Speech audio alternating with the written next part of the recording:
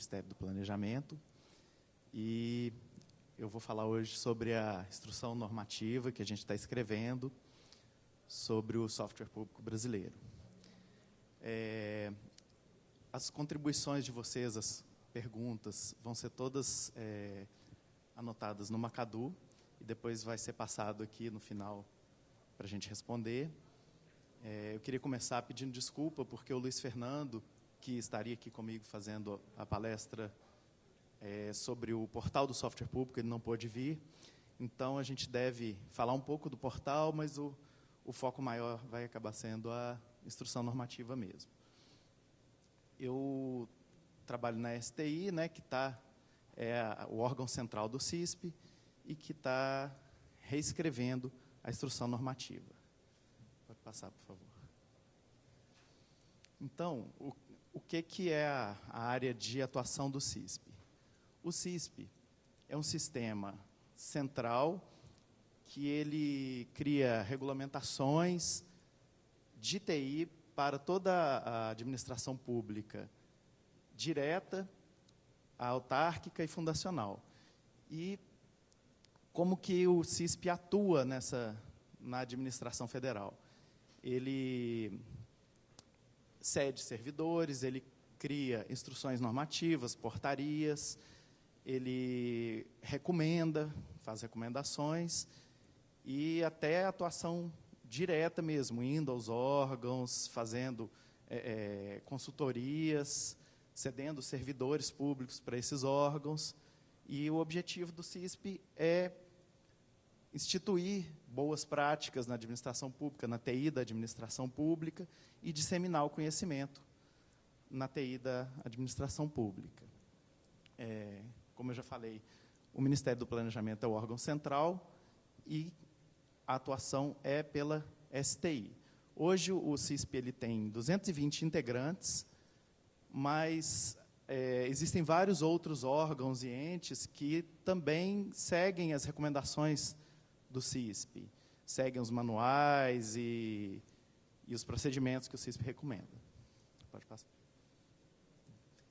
Então, o software público, né, é uma iniciativa da STI, está dentro da DEGSI, que é onde eu trabalho, e a gente vê o software público como um software livre. Qual a diferença dele para o restante do software livre? É um software livre que atende alguma necessidade da administração pública federal, né? Não só federal, como estados, Distrito Federal e municípios também. A gente busca que esses entes compartilhem esse software, né? Compartilhem o conhecimento sobre esse software, para gerar economia de recurso, troca de conhecimento, uma implantação menos traumática e todas as vantagens do software livre, né? Então, ele é a gente vê como uma economia financeira para o poder público, né? De recursos humanos, dinheiro, e etc. Então, o histórico do software público começa em 2005, com a disponibilização do CACIC, que ainda é muito utilizado. Em 2007, foi criado o primeiro portal do SPB. Em 2011, foi escrita a IN 1, que é a que está vigente até hoje. Em 2013, houve um projeto de evolução do software público brasileiro, né, que esse projeto é um projeto integrador, onde a UNB nos prestou uma consultoria, criando toda uma plataforma e um modelo para o software público. Então, ali a gente tem a parte de rede social, compartilhamento de informações, a gente tem repositório, e tem também normativos, direcionamentos, manual do ofertante, tudo que vai conduzir esse trabalho de forma a articular a participação de todos para a sobrevivência do software público. Em 2015, a gente teve a revisão da instrução normativa. E a gente está a poucos dias, eu diria, de publicar essa revisão. A revisão já foi escrita, a gente tem todo um trâmite burocrático no Ministério, então, encaminhamos já para a jurídica fez as sugestões que estavam condizendo com o que a gente tinha levantado e pensado para o software público, já devolveram. A gente está trabalhando só na formatação do documento para publicação. Então, está nos últimos passos. Eu achei até que essa palestra já aconteceria com ela publicada. Infelizmente, não aconteceu, mas está bem pertinho mesmo. Pode passar. Então, o que a gente levantou, e ainda é uma realidade no serviço público, é o seguinte: o software é visto como algo que você tem que comprar ou que você tem que desenvolver do zero, customizado. Então, hoje a gente tem uma mesma necessidade, muitas vezes, em diversos ministérios, prefeituras, fundações. Um exemplo, um software de portaria. Por que cada ministério tem que desenvolver um software de portaria? Por que cada prefeitura tem que desenvolver um sistema para um benefício federal que é idêntico para todas as prefeituras? E a gente vê que os gestores de TI desses órgãos, eles entravam já com essa ideia de como que eu vou resolver esse problema aqui? Eu preciso resolver do meu jeito. Eu não tenho ninguém me ajudando a resolver isso de uma forma mais ampla, que eu gaste menos. Então, ele contratava, ele fazia uma solução muito específica, para uma coisa que, às vezes, não precisava ser específica. Ele desenvolvia só para ele, não pensava em outros órgãos, até porque ele não tinha esse canal de diálogo, muitas vezes, com outros órgãos, com outros gestores que tinham a mesma necessidade. Então, ele resolvia o problema dele da forma que ele podia ali. E nós, cidadãos, né, pagávamos por isso, às vezes pagávamos muitas vezes pelo mesmo sistema, né? E com um problema maior ainda, que é o problema de migração. Ele não tinha transferência de conhecimento, então, muitas vezes, ele ia ter que contratar alguém até para dar uma manutenção nesse software para ele. Uma zona de insegurança para esse gestor, que ele ficava muito dependente de fornecedores para uma solução que, às vezes, seria muito mais simples, poderia ser muito mais simples se buscasse um compartilhamento, um software livre, que ele tivesse aí, pudesse contar com a experiência de outros colegas dele, né? E, por isso, esse modelo tradicional é um modelo que a gente tenta fugir na administração pública hoje. Então, por que a gente buscou o software público, né? Reduzir os custos de licenciamento, que é um grande gasto da administração pública, incentivar o compartilhamento do software. Então, por que eu vou contratar o meu software de portaria? Eu posso procurar um software público que seja gratuito e que eu use o mesmo modelo de portaria. Todas as portarias são iguais, né? Não tem uma grande diferença. E a colaboração com todo o ecossistema. Aí você tem as empresas que vão estar prestando serviço em cima desse software, você tem os desenvolvedores independentes que querem mesmo dar sua contribuição, melhorar o software público, os outros órgãos que podem fazer até um desenvolvimento compartilhado, né? E criar essa comunidade. A principal visão que a gente tem hoje é que a gente não pode ter uma iniciativa isolada só na regulamentação ou só na disponibilização de um portal. A gente precisa de uma articulação dessas ações em todos os níveis, desde o desenvolvedor até o gestor, e até a regulamentação também, para que todo mundo faça esforço na mesma direção. Então, a gente tem a IN de 2011, que ela dispõe sobre quais são os procedimentos para se desenvolver um software público brasileiro, né? Quais são os procedimentos para disponibilizar esse software, para você oferecer um software que você desenvolveu para esse portal e para os outros órgãos utilizarem.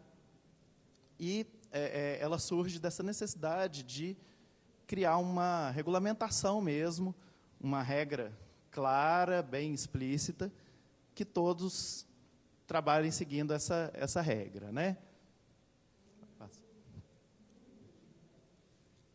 Ela é composta de requisitos técnicos e jurídicos. Os técnicos seria o ofertante precisa de uma versão que já seja estável, né, e madura, uma coisa que já rode.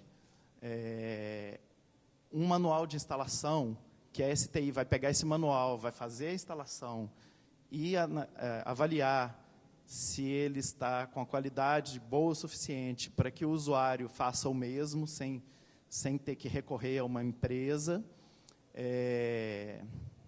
ou até recorrendo a uma empresa, mas que essa empresa pegue esse manual e consiga fazer a instalação, né? O fornecimento do código-fonte, para que a gente saiba o que tem ali e possa melhorar, né? E fornecimento também de todos os scripts, de banco de dados, de configuração, ou seja, todo o ambiente que faz esse software funcionar tem que estar funcional, né? Tem que estar estável e funcional. E os requisitos jurídicos, né, para o ofertante oferecer esse software para o software público. Ele tem que registrar o software no INPI, porque para mostrar que ele tem a propriedade desse software, né? Ele tem que utilizar um modelo de licença, que seria a Creative Commons, né? E a GPL versão 2.0 para o software Creative. Não, na verdade, isso aqui está na visão nova. Tem um erro na transparência. O INPI é o modelo antigo ainda. Tá? Na nova IN, a gente tirou o INPI. Então, isso aí vai mudar um pouquinho. A Creative Commons ela já veio para substituir o registro que era LPM, que era licença pública de marca, né? E que é o que está aqui no final. Então, antes ele tinha que fazer o registro no INPI, mostrar que ele era proprietário, e ele tinha que fazer esse registro dessa LPM para qualquer marca, logomarca que estivesse ali. Então, isso gerava uma restrição, que era o licenciamento apenas para a GPL V2, né? E a obrigatoriedade do registro no INPI. Tá? Isso aí é o que está na IN de 2011. A gente foi analisando e vendo que essa IN precisava de uma revisão, principalmente por esses motivos, por causa da obrigatoriedade de fazer esses registros do INPI e da licença GPL V2. Então, ela era uma instrução normativa que se eu tivesse um software que está em desenvolvimento, que ainda não está estável, não tem todos aqueles scripts e não está rodando, eu não podia ofertar. Eu tinha que deixar meu software estável para depois eu oferecer esse software para o software público. Como que aconteceu, né, esse processo de evolução para um modelo mais moderno? A gente fez um acordo de cooperação com a UNB. A UNB fez diversos estudos, analisou a situação atual do software livre e comparou com a situação do software público e propôs um modelo mais moderno, mais compatível com o software livre. A gente via que assim, o software público é um software livre, mas ele ainda tinha um distanciamento do software livre. A nossa ideia é tornar ele o mais próximo possível, um software livre mesmo, só que de uso governamental, né?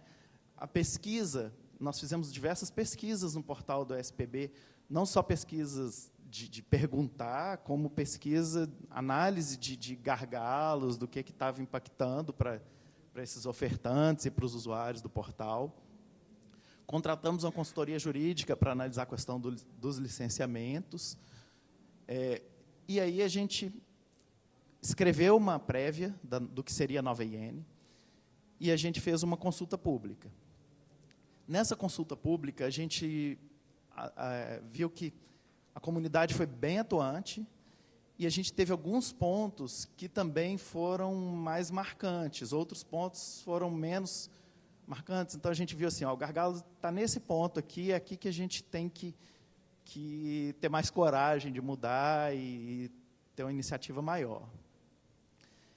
Em seguida, a gente fez uma audiência pública presencial, né, que, novamente, os pontos levantados foram bem específicos, principalmente questão de licenciamento, de disponibilização. E aí passamos para a jurídica, né, para ver se aquele documento que a gente escreveu estava juridicamente correto, usando os termos jurídicos. E isso aí deu uma pequena mudança no final, mas assim, uma mudança mais de terminologia. A filosofia foi toda definida nessa participação da comunidade mesmo. Então, uma coisa que foi uma inovação nessa nova IN, que vai ser uma inovação, né, é uma criação de 3 conceitos, que seria o software público, o software de governo e o projeto de software. O software de governo foi um tema bem polêmico, porque o software de governo, em princípio, ele não é um software livre. Então, a gente tem, hoje, no governo federal, alguns softwares que os outros órgãos podem usar, mas eles não podem alterar o código, eles têm que assinar um termo para receber, para fazer uso desse software. Por que a gente incluiu, né, se a ideia é tornar o software público brasileiro livre, por que a gente incluiu essa figura do software de governo? Porque a nossa ideia é o seguinte, mesmo que ele já existe de fato, e mesmo que ele não seja livre, nós temos que criar um cronograma para que ele se torne livre. Então, um exemplo seria o SEI, que é um sistema de processos digitais que grande parte dos ministérios está usando, quase todos.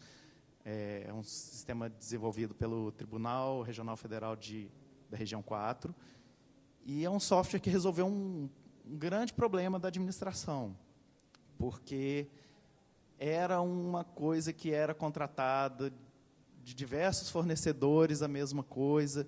Às vezes, um servidor público, no meu caso, por exemplo, eu trabalhava em um órgão, aí eu sei usar o sistema daquele órgão, vou para outro órgão, eu tenho que aprender de novo a usar o sistema de processos digitais daquele órgão, e o SEI criou essa uniformidade. Então, ele ainda não é livre, mas a nossa ideia é criar uma agenda para que esses softwares também migrem para o software público, que é o software livre, que vai usar GPL, vai usar Creative Commons, né, vai adotar Creative Commons, e aí a comunidade vai ter acesso ao código, vai poder criar bibliotecas para aquele software, melhorar, analisar, né? Então, a ideia do software de governo é que ele não permaneça para sempre. Ele só é uma coisa que já existe e que a gente precisa ter gestão nele.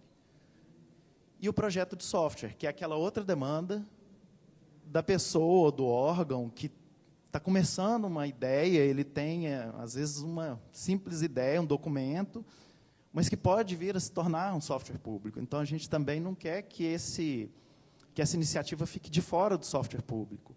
Ela pode usar toda a comunidade para se tornar mais forte, para desenvolver esse projeto, que, às vezes, o o cara que pensou, ele não tem os recursos para viabilizar aquele software público que muitas vezes pode ajudar diversos órgãos, pode ajudar o governo federal, o governo brasileiro, né?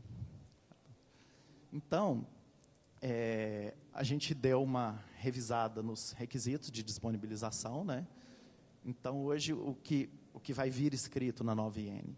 Ser um software livre, com código-fonte licenciado sobre um ou mais modelos de licença livres, compatíveis com a GNU GPL. Por que a gente não especificou uma versão da licença? Pelo mesmo motivo, a gente não queria limar softwares que já estão sendo ofertados, que já estão sendo úteis para órgãos. A gente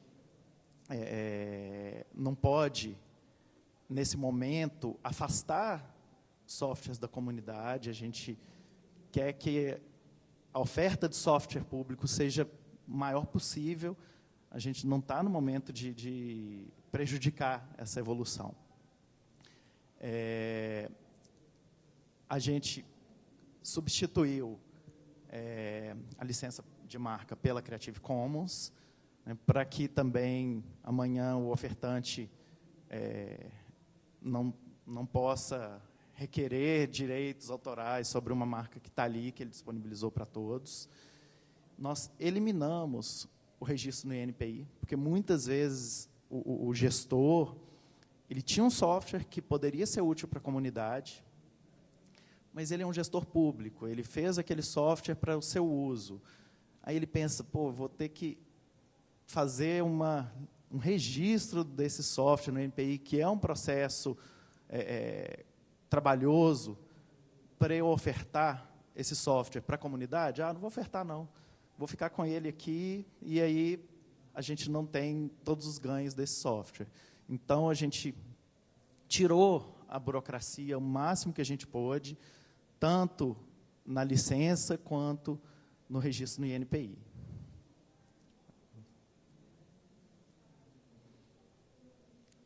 Então, os requisitos, né? Hoje, a gente substituiu esse registro no INPI por uma declaração. Ele vai declarar que existe uma versão que possibilita a instalação, utilização e evolução em ambiente de produção. Ele vai declarar que esse software ele possui a autoria desse software, a propriedade desse software é dele, ele não está copiando isso de ninguém. E assim, essa declaração resolve?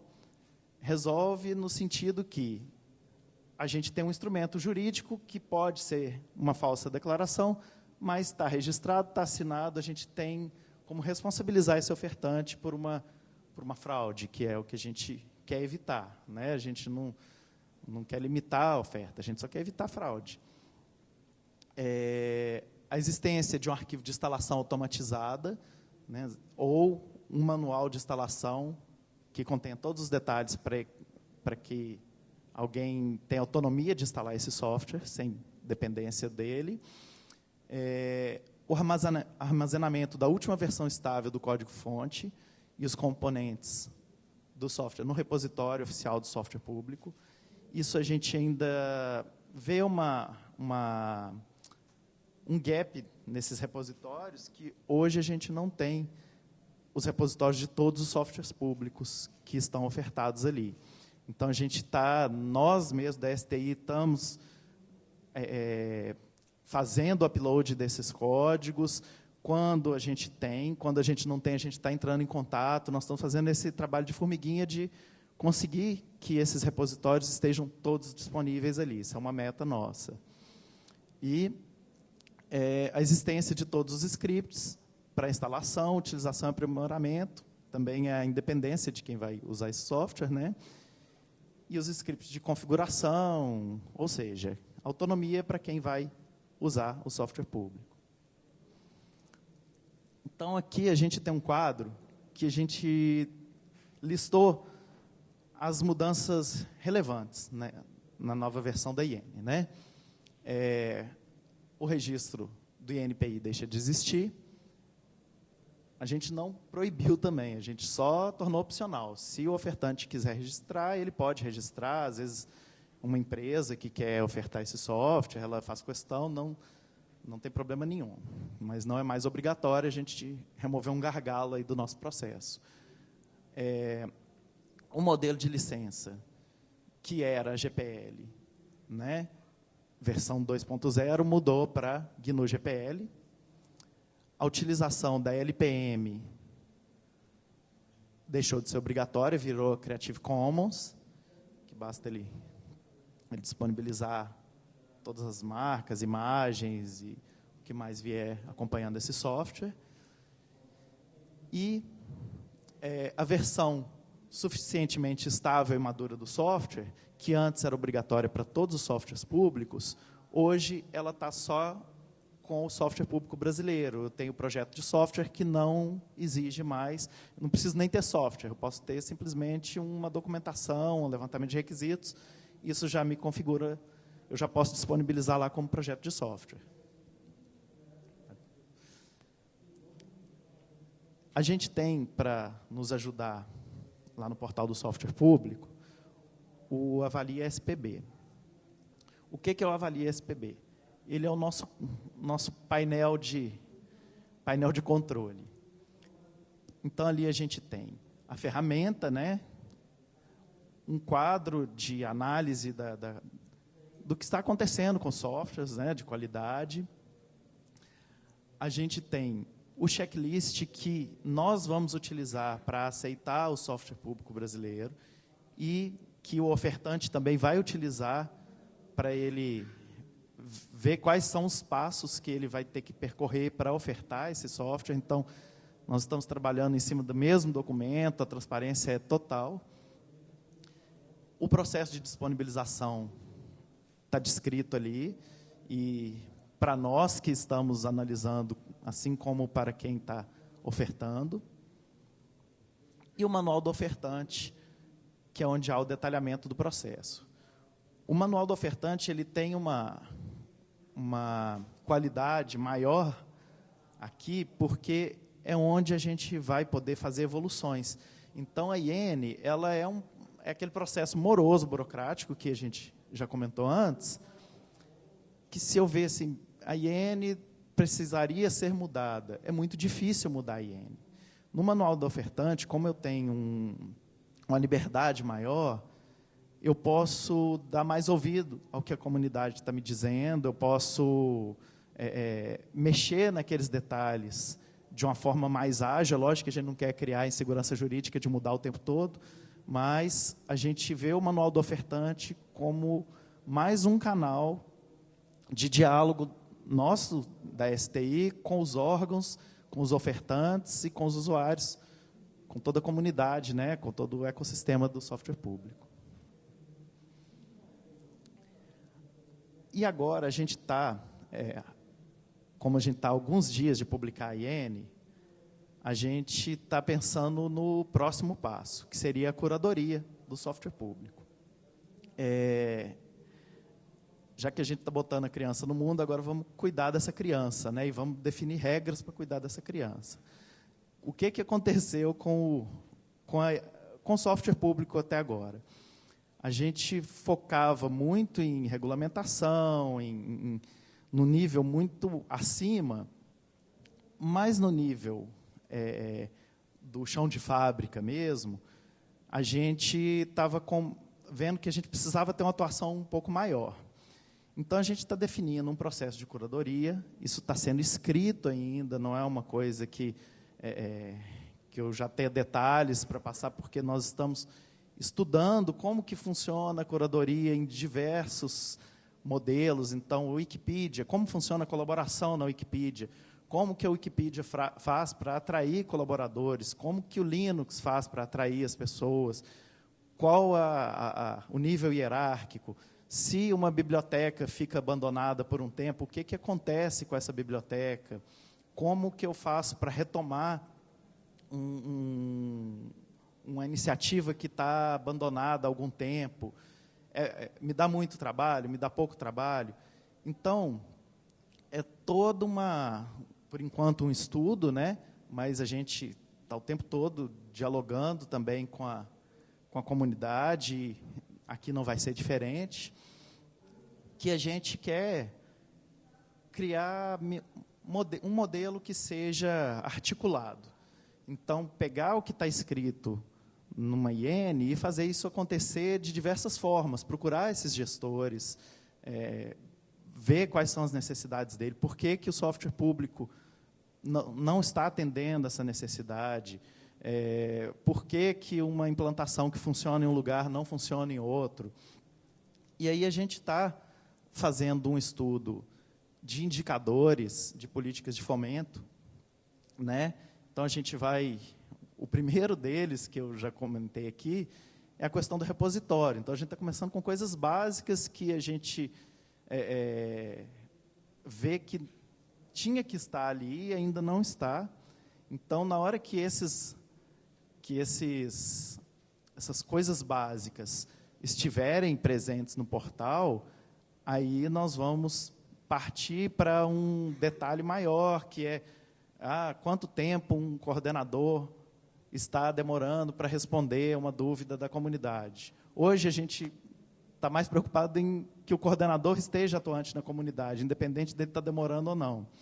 Então, a gente está criando uma série de métricas para a gente definir boas práticas e tornar a comunidade o elo mais forte do software público, para que o governo não tenha que, em um determinado momento, o governo seja mais um membro ali, ele não tem que ficar regulamentando tudo e correndo atrás disso, porque a gente vê que, se hoje existir um software gratuito, livre, que atenda à necessidade do governo, é muito natural o governo querer utilizar aquilo. Por que ele não usa? Muitas vezes porque o gestor nem sabe que ele existe, ou porque o gestor vê aquilo como um desafio maior do que contratar, porque ele joga a responsabilidade toda numa contratação ali, qualquer coisa ele vai lá e multa a empresa. Então, o que a gente quer é que a comunidade sobressaia mesmo, que o software público se torne um ente mais forte do que a regulamentação do software público. Então, essa é o nosso novo desafio, né, que a gente vai focar daqui para frente. A gente precisava da IN, a gente ainda não fez isso, porque a IN era um pré-requisito para a gente fazer isso. A gente precisava, primeiro, tirar a burocracia do caminho, e agora a gente vai fortalecer a comunidade. Então, a realidade do portal do software público hoje.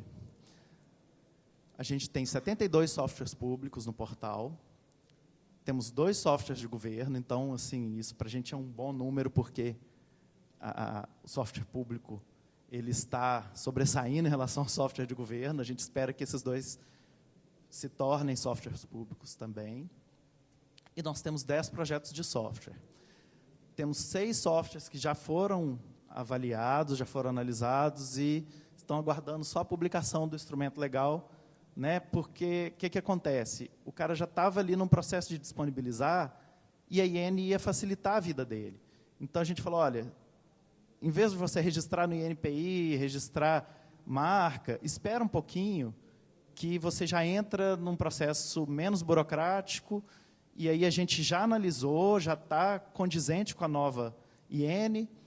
Assim que sair a IN, a gente já vai publicar a disponibilização desses 6 novos softwares. E a gente hoje tem 5.000 usuários no novo portal do software público, que é essa plataforma que o Ministério do Planejamento, junto com a ANB, desenvolveram.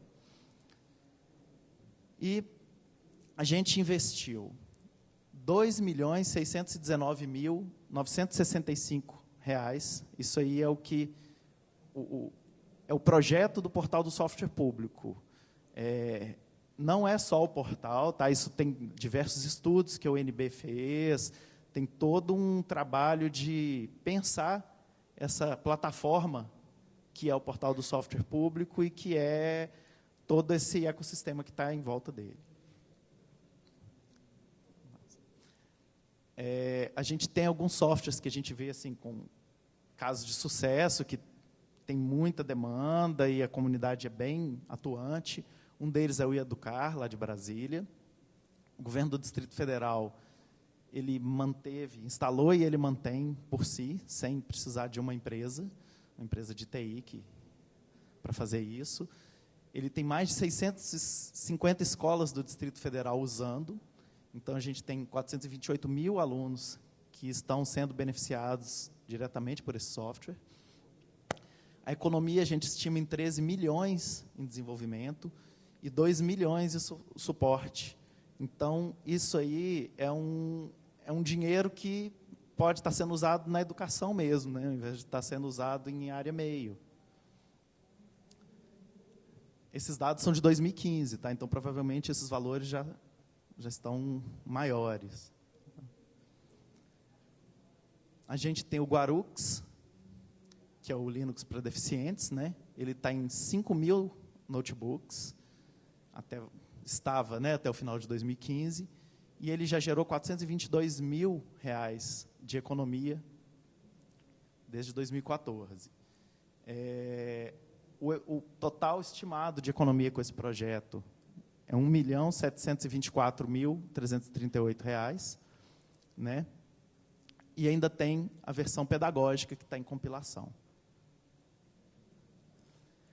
O Educar também é uma comunidade muito atuante, que é um software, um caso bem de sucesso nosso. Ele é lá de Paraupebas, do Pará, e tem mais de 70 escolas da região, e tem 51 mil alunos beneficiados por ele. Então, ele já representa uma economia de R$800 mil, né, comparado se eles fossem contratar software proprietário. O interessante disso aí é que é um estado pobre, né, então esse dinheiro pode estar fazendo diferença para o estado. Aqui a gente tem a situação do software livre no catálogo de software do CISP. Tá? O interessante é que a gente, ao contrário do que parece, do que é levantado, o governo hoje ele é um grande usuário de software livre. Então, a gente tem o sistema operacional preponderante é o Linux. Isso é um levantamento feito até junho desse ano, então, um levantamento bem recente. O que a gente fez? A STI entrou em contato com os órgãos do CISP, fez uma análise de todos os softwares públicos que estavam sendo usados, qual era a plataforma, qual o banco de dados, e a gente vê que o Linux e o PHP e os bancos de dados livres, o PHP, o Postgres e outros bancos de dados livres, MySQL, são o sistema operacional, a linguagem e os bancos de dados preponderantes. Então, 79,19% dos sistemas operacionais e, nos bancos de dados, 82,6%. Lembrando que isso é referente a esse levantamento específico desses softwares. Porque, se a gente pegar a realidade de servidores, esse número de Linux ali vai subir muito, é praticamente só Linux.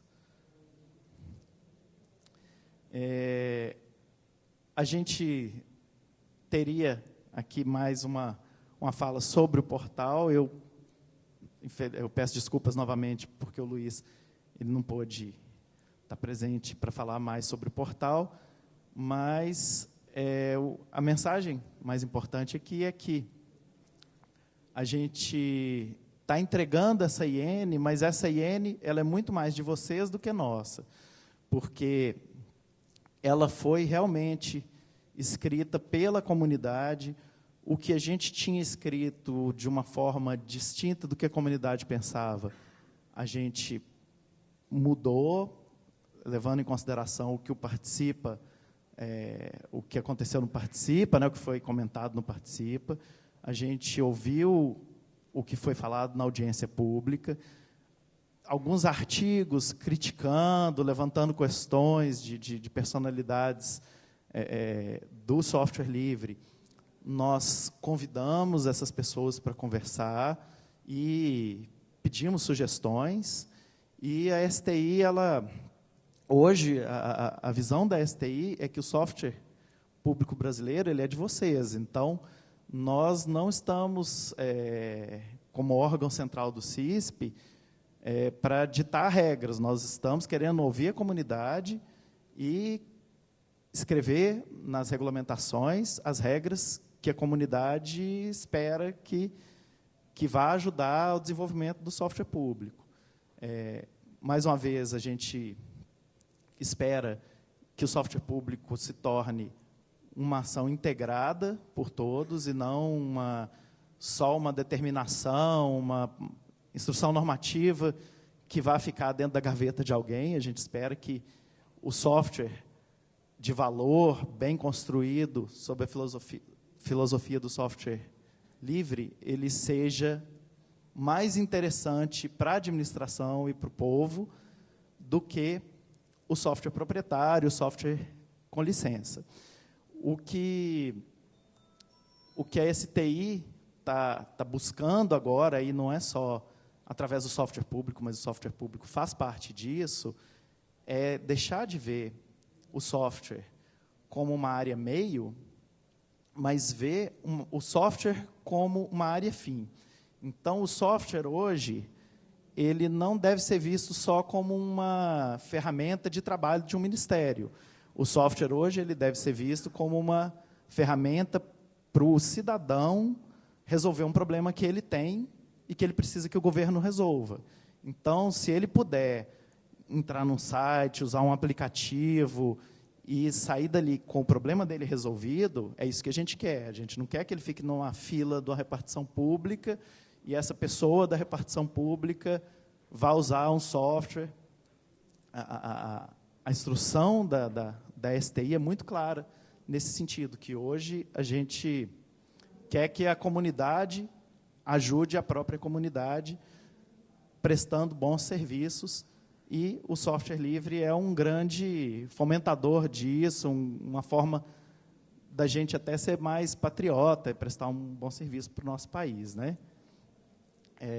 Eu agradeço, vamos ver como que a gente teve de questões, né? Como está de questões. Aham.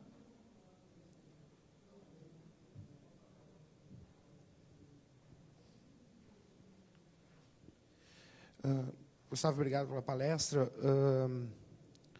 Eu primeiro queria parabenizar a modernização do portal, ficou muito bom. Quer dizer, o portal antes ele não era muito útil para o desenvolvedor e a modernização dele facilitou muito. E também pelo ter colocado a consulta no Participa, né, num momento como esse que é importante participação. A participação é uma coisa que sempre constrói bem, né? E no momento que é onde nosso voto não é respeitado, é um bom momento a gente exercitar a participação. Mas eu tenho uma preocupação, e a gente coloquei isso, e várias pessoas que contribuíram colocaram isso, na preocupação de software de governo, projeto de software. Isso ficou, de certa maneira, mal definido na proposta. Eu tive acesso ao texto final, não sei se foi Cristiano ou Orlando, uns deles me passaram o texto final, depois das contribuições, e eu vi que tiraram um pouco de software de governo, tiraram a importância do software de governo, que eu acho muito positivo, porque software de governo carrega um risco, né? Se a gente deixar o software de governo muito forte, a gente pode o governo cair numa armadilha, como pode acontecer, por exemplo, usa um software, todo mundo começa a usar, o software não é livre, daqui a pouco, opa, essa nova versão aqui eu vou começar a cobrar. Então, me preocupa isso, o software de governo, me preocupa um pouco o projeto de software não está bem amarrado, não está bem definido dentro do projeto. E a gente fez uma proposição bem discutida que, no antigo Comitê de Software Livre, que foi extinto. A gente fez uma boa discussão e incluiu um capítulo, propôs, inclusive, um capítulo de software livre. Bom, já se vai falar de software de governo, vai falar de projetos de software, defina melhor também a questão de software livre. Então, a gente fez essa proposta e a gente queria ver como é que vocês avaliaram isso, essa proposta, tu participou dessa construção, e como a gente pode evitar um pouco, o que a gente precisa evoluir nesse software de governo para não se tornar uma armadilha. E aí, duas outras discussões aí menos importantes, que é Na nossa avaliação, os requisitos ainda são um entrave para que softwares em desenvolvimento entrem, novos softwares. O projeto de software está meio vago, a gente acredita.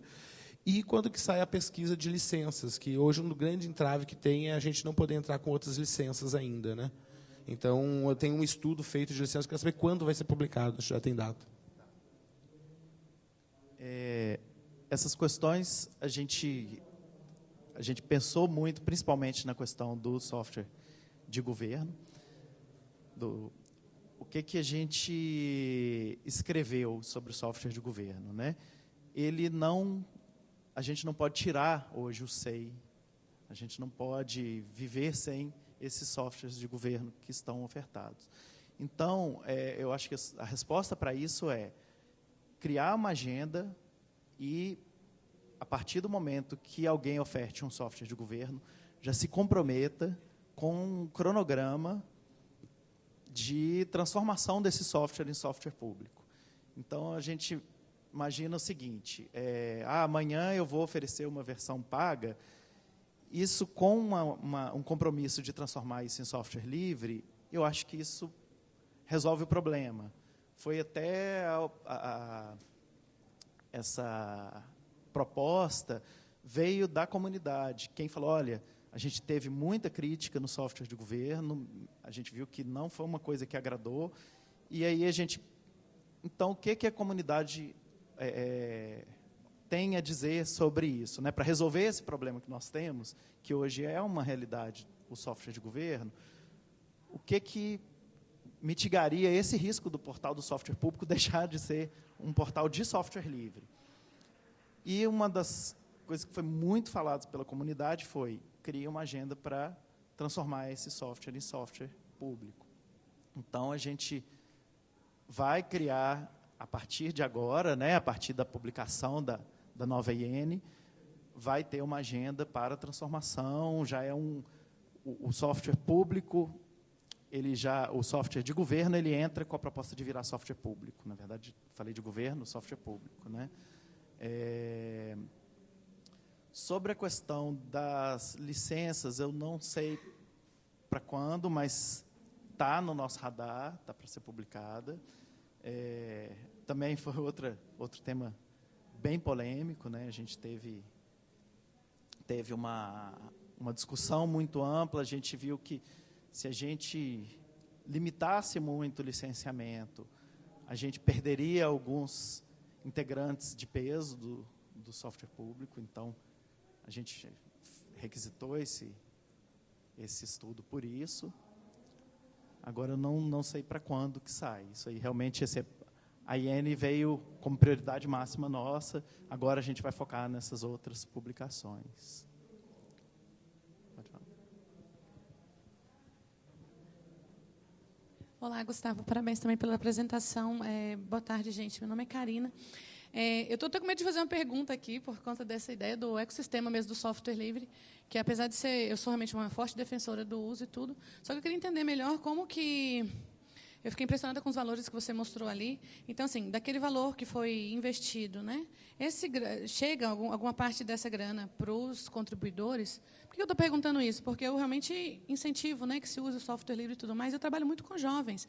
E uma questão que sempre se coloca dá dinheiro trabalhar com software livre? E esse dinheiro todo está sendo investido pelo governo, isso chega aos contribuidores de alguma forma? Isso tem sido pensado, né, de ter realmente uma contrapartida financeira? Enfim. Outra coisa, só para entender melhor, você mostrou ali que tem 5.000 usuários em um slide, 5.000 usuários do portal ou do software, de modo geral? Porque, para pensar, gente, isso é muito pouco, né? É muito pouco, é pouquíssimo, é muito pouco mesmo. A gente tem 150 mil escolas, 150.033 escolas públicas no nosso país. 150 mil e 5.000 usuários. E eu vi que tem 520 e poucos softwares para educação. Então, o que está acontecendo com a gente que a gente não consegue chegar nas escolas em que a gente tem nossos filhos? Caso alguém aqui tenha filho em escola pública, porque eu tenho. Por que a gente não consegue fazer o fomento nas próprias escolas que cercam a nossa comunidade local? Eu não sei. Então, eu acho que a pergunta nem é para você, mas é porque realmente eu fiquei assustada com esse dado. Já que, enfim, é isso. Obrigada. Oi? Tá jóia. Tá jóia. Já é porque a gente está encerrando o tempo, mas eu vou responder essa pergunta. A gente também acha que a gente tem muito pouca gente ofertando e a comunidade ainda precisa melhorar, mas eu não culpo a comunidade, eu culpo muito o sistema, como ele funcionava, e o gestor ele não via o software livre como a primeira opção dele. Então, como que a comunidade vai se fortalecer se o gestor, que é quem deveria fomentar isso, ele via dificuldade? Até não é culpa também do gestor, é porque ele não tinha um caminho trilhado que ele pudesse seguir. É como se o gestor pensasse assim, vou fazer uma viagem. Tá, esse lugar aqui, todo mundo da minha família já foi, já me falaram como é que é hotel, como é que é praia, como é que é passagem, e tem um lugar que eu nunca nem ouvi falar. Eu vou para esse lugar? Não, eu vou para esse aqui, que é o caminho seguro. Então, a gente quer tornar o software livre esse caminho seguro, e isso vai gerar uma participação muito maior de todo mundo, da comunidade, dos gestores. A gente quer dar o exemplo, mostrar como que aconteceu. A sua outra pergunta é sobre os desenvolvedores, sobre o dinheiro desembolsado, né? Esse dinheiro não foi só para o portal ou só para escrever normativos para desenvolvimento. Teve projeto, trabalho de pesquisa que foi pago com esse dinheiro, teve aluno da UNB que foi beneficiado com bolsa. Então, foi fomentado todo o ecossistema do software público na UNB também, e a gente tenta sempre trazer, a gente não quer que ninguém deixe de ganhar dinheiro, pelo contrário. O que a gente não quer é que se cobre pela licença, mas a gente estimula uma empresa que está prestando um bom serviço, ela desenvolveu um bom software público, e ela está lá na prefeitura, ganhando dinheiro para instalar isso para uma prefeitura que não teria como instalar esse software, a gente é a favor disso, sim, e é um dos jeitos do software público vingar, né? Porque se ninguém tiver lucro também, a gente sabe que vai morrer, e aí os grandes desenvolvedores de software vão ser os grandes beneficiados, e eles vão comandar a TI do governo, né? Então, muito obrigado pela participação de vocês, pela presença, e vamos fomentar o software público brasileiro.